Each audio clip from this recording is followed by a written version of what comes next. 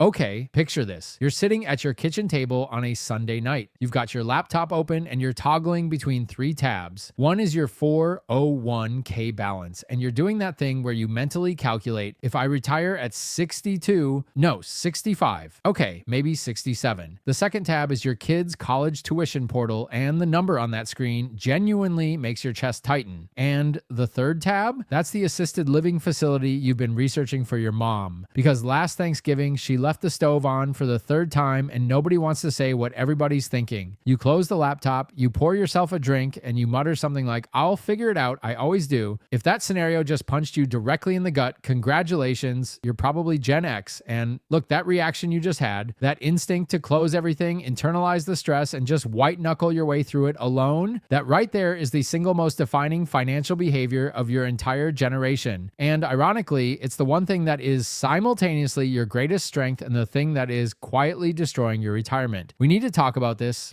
My name is Billy, and I spend way too much time thinking about the psychology behind generational money habits. If you're someone who feels like you've done everything right financially, you went to work, you didn't complain, you put money into your retirement accounts, but you still feel like you're somehow behind, make sure to hit the subscribe button and give this video a thumbs up if this helps you out. Because here's the thing, there is so much financial content online right now aimed at millennials and Gen Z. And I get it, they're younger, they're louder on social media, they make great thumbnails, but Gen X, you guys are in the most financially critical decade of your lives right now. Like literally right now in 2025 and 2026, and almost nobody is talking to you. And that's a problem because the money psychology that was baked into your brain between the ages of 8 and 25 is driving decisions today that involve hundreds of thousands of dollars, in some cases, millions. So today we're going to break down exactly why Gen X handles money so differently from every other generation, why some of those habits are actually brilliant, why some of them are financial time bombs, and most importantly, what you can do about it right now. Not next year, not when the kids graduate, right now. Let's get into it.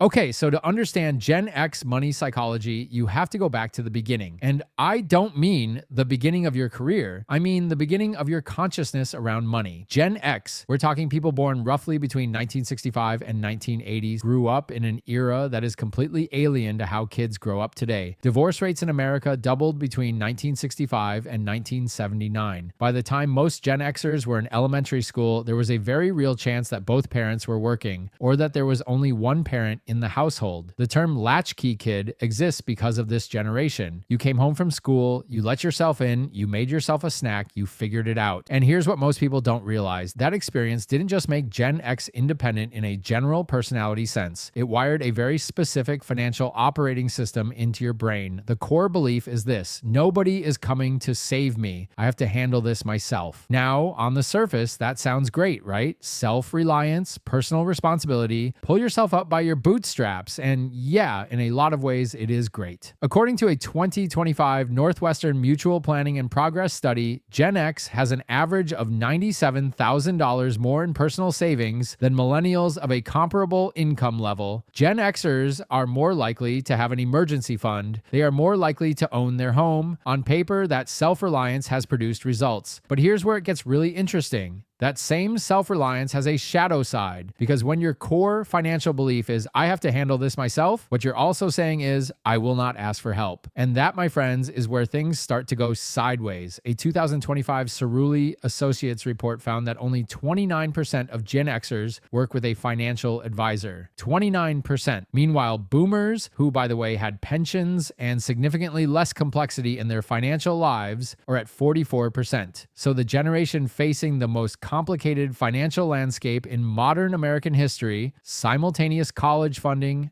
elder care, retirement planning, and peak tax burden, is the least likely to get professional guidance. And it's not because they can't afford it, it's because of that 8-year-old kid who came home to an empty house and taught themselves how to make dinner. That kid grew up and said, I'll figure out my 401k allocation myself, thank you very much. Look, I'm not saying self-reliance is bad. I'm saying there's a difference between self-reliance and self-isolation. And when it comes to 6- and 7-figure financial decisions, the gap between those two things can cost you your retirement. Let's talk about something that I think is genuinely underappreciated. Every generation has a financial trauma that shapes how they invest. For the silent generation, it was the Great Depression. For boomers, it was the inflation of the 1970s. For millennials, it was graduating into the 2008 wreckage with $100,000 in student loans. But Gen X got hit twice during their prime accumulation years, and the psychological impact of that is enormous. Let's do the math here because I think it really drives the point home. Let's say you were born in 1972. Classic Gen X. You graduated college around 1994. By the year 2000, you're 28 years old. You've been in the workforce for about 6 years. You've been diligently contributing to your 401k, which, by the way, was still a relatively new concept. The Revenue Act of 1978 created the 401k, but most companies didn't adopt them until the mid to late 1980s. So Gen X was essentially the beta test generation for the 401k system. Nobody talks about that, so you're 28, you've got maybe $40,000 to $60,000 saved up, and you watch the dot-com bubble obliterate roughly 78% of the NASDAQ's value between March 2000 and October 2002. Your portfolio didn't drop 78% because you probably weren't 100% in tech, but let's say you lost 30 to 40%. That $55,000 became $33,000 to $38,000. Painful. But you were young. You recovered. You told yourself, okay, lesson learned, diversify, stay the course. Now fast forward to 2008. You're 36. You've bought a house. Maybe you've got a kid or two. You've been rebuilding and contributing for 6 years since the dot-com bottom. Your 401k is maybe at $180,000 to $220,000, and then the financial crisis hits. The S&P 500 drops roughly 57% from its October 2007 peak to its March 2009 low. Your home, which for most Americans is their largest asset, loses 20 to 40% of its value depending on where you live. Now you might be thinking, yeah, but the market recovered. And you're right, it did. But here's what the just stay invested crowd never acknowledges: the psychological damage of watching your net worth get cut in half twice during the years when you're supposed to be building the foundation of your financial future fundamentally changes how you think about risk. And the data backs this up. A Vanguard behavioral finance analysis from late 2025 found that Gen X investors hold, on average, 14% more of their portfolio in bonds and cash equivalents than age-based allocation models would recommend. 14%. Let me show you what that actually costs. Let's say you have $400,000 in your retirement accounts right now. A standard age-appropriate allocation for a 50-year-old might be 70% stocks, 30% bonds. Historically, that's returned roughly 8.2% annually over rolling 20-year periods. But if you're actually sitting at 56% stocks and 44% bonds plus cash, which is what that 14% over allocation to conservative assets looks like, your expected return drops to something like 6.4%. Over 15 years, that difference looks like this. $400,000 at 8.2% for 15 years equals roughly $1,290,000. $400,000 at 6.4% for 15 years equals roughly $1,010,000. That is a $280,000 difference from the same starting point with zero additional contributions. That is the real dollar cost of unprocessed financial trauma, and almost no one is talking about it in those terms. Okay, so we've covered the independence wiring and the investment trauma. Now let's talk about what I call the sandwich generation tax. And no, this isn't an actual tax. It's worse because at least with a tax, you can plan for it and maybe deduct it. Gen X is by virtually every measure the most sandwiched generation in American history. Here's why. Boomers are living longer. The average life expectancy for someone who's already reached 65 in the US is now about 85 for men and 87 for women, according to updated Social Security Administration actuarial tables from early 2026. That means more years of potential elder care. And the cost of that care. Genworth's 2025 Cost of Care Survey puts the median annual cost of a private room in a nursing home at over $116,000. Home health aid, over $75,000 a year. Even adult daycare is running north of $23,000 annually. Now here's the other side of the sandwich. Gen X had had kids later than boomers did. The average age of first birth for Gen X women was around 27 compared to roughly 22 for boomers, which means many Gen Xers have kids in college or heading to college right now in 2026. Average annual cost of a 4-year public university, including room and board. According to the College Board's Trends in College Pricing Report, we're looking at over $24,000 per year for in-state. Out of state, close to $44,000. Private institutions, $58,000 and up. So let's run a scenario. You're 52 years old. You make $125,000 a year, which, by the way, puts you right around the median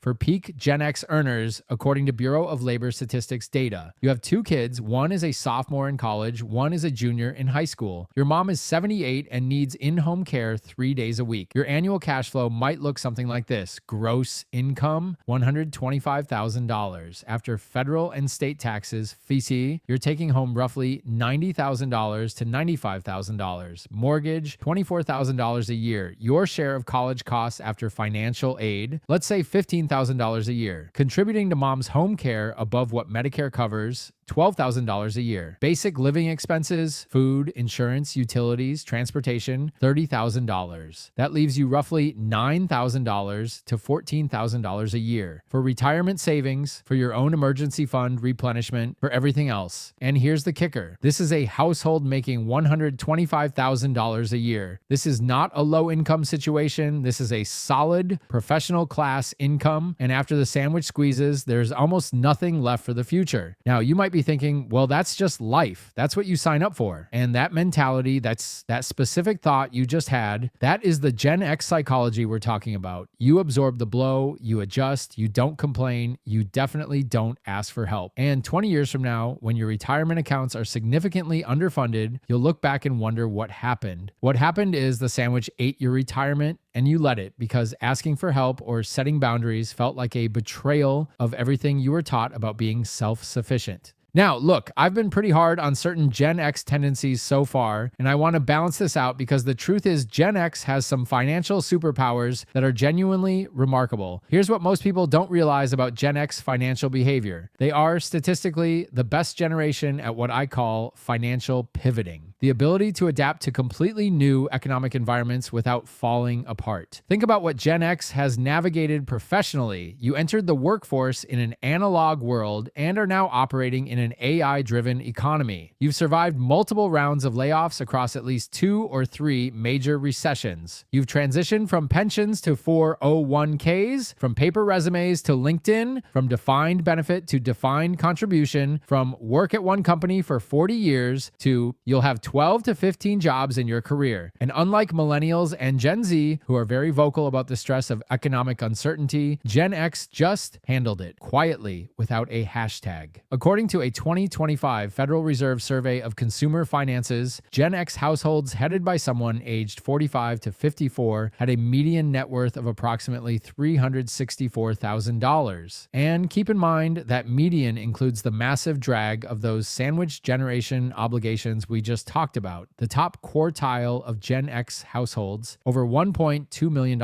in net worth. These are people who built that wealth while navigating 2 market crashes, the complete dismantling of the traditional employment contract, and a cost of living escalation that outpaced wage growth for over a decade. That's not luck. That's adaptability. That's grit. And that's the latchkey kid wiring actually working in your favor. The other superpower, Gen X is dramatically less susceptible to lifestyle inflation than younger generations. A bank rate survey from early 2026 found that Gen Xers were 41% less likely than millennials to increase discretionary spending following a raise or promotion. You got a bump? Cool. That went straight into the mortgage payment or the 529. You didn't upgrade the car. You didn't book the vacation. You just allocated it. That discipline is extraordinarily rare, and it is worth its weight in gold during this final stretch to retirement. So let's bring this all together. You understand the psychology now. You understand why you are the way you are with money. The question is, what do you actually do with this information? Because awareness without action is just anxiety with extra extra steps. Here are 5 specific concrete moves. Number 1, get over yourself and hire a financial advisor. I know.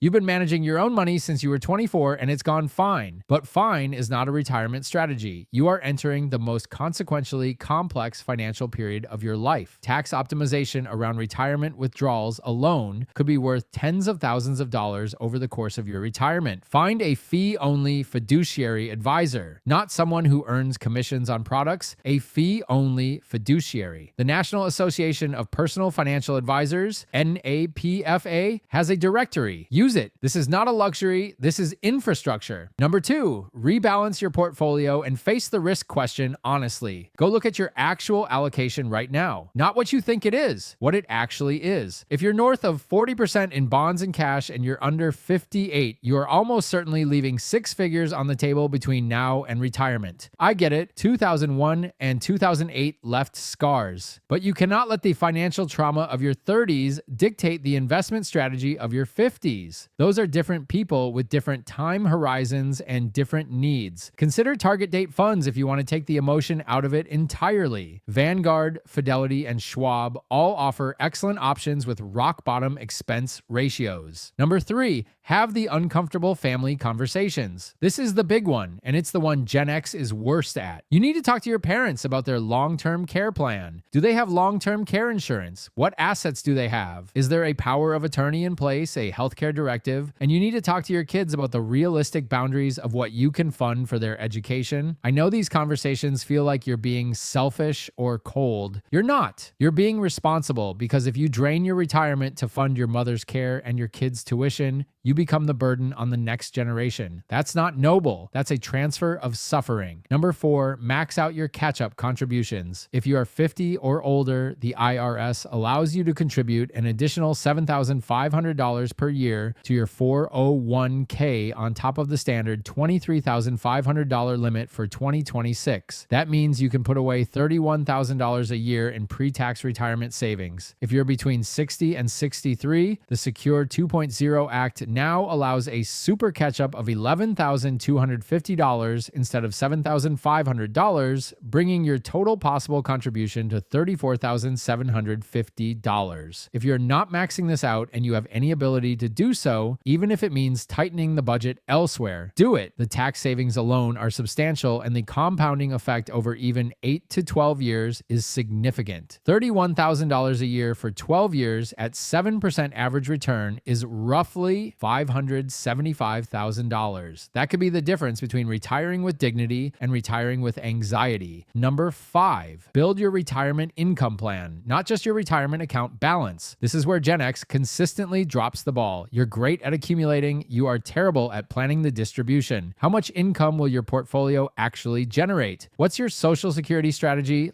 Do you file at 62 at full retirement age, or do you delay to 70? If you delay from 62 to 70, your benefit increases by approximately 77%. For someone with an estimated benefit of $2,200 a month at 62, that's $3,894 at 70. Over a 20-year retirement, that difference is over $400,000 in cumulative income. But you cannot make that decision in a vacuum. It depends on your health, your other income sources, your spouse's benefit, and your overall plan. Which brings us back to point number 1, get the advisor. Here's the bottom line. Gen X, you are not the forgotten generation, but I'll be real with you. You are the generation most at risk of forgetting yourselves. You spent your childhood being independent because you had to. You spent your 20s and 30s getting financially punched in the face and getting back up without complaining. You are spending your 40s and 50s being squeezed from both sides by people you love, and you're absorbing that pressure silently because that is what you have always done. But silent endurance is not a financial plan. You have maybe 10 to 15 high earning years left. And I don't say that to scare you. I say that to liberate you, because when you finally see the clock clearly, you stop wasting time on pride, on avoidance, on the illusion that you'll figure it out later. You figured out how to get home safely as a 9-year-old with no one watching. You figured out how to rebuild a portfolio after 2 historic crashes. You figured out how to hold together a family, a career, and your parents' well-being simultaneously. You can figure this out too, but this time you don't have to do it alone. And honestly, you shouldn't. My name is is Billy. If this video opened your eyes even a little bit, do me a favor, smash that subscribe button, drop a comment telling me which section hit hardest for you, and share this with a Gen Xer in your life who needs to hear it, because I guarantee you they are not going to look for this video themselves. That's not what they do. They'll just keep figuring it out alone. Unless somebody sends it to them. I'll see you in the next one.